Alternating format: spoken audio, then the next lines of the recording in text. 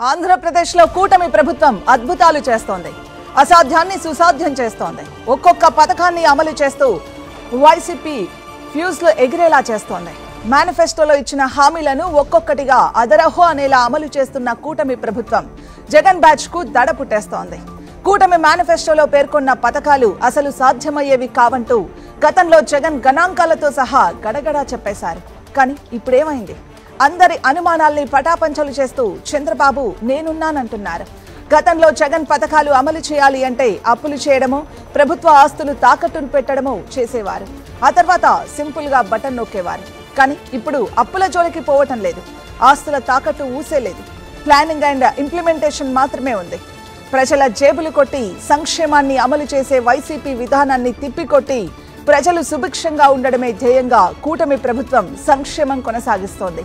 సాధ్యం కాదన్న పథకాలను విజయవంతంగా అమలు చేస్తూ ముందుకు సాగుతోంది. మరి పథకాలు సాధ్యం కాదన్న జగన్ ఇప్పుడేమంటారు? సాహో చంద్రబాబు అనడం తప్ప.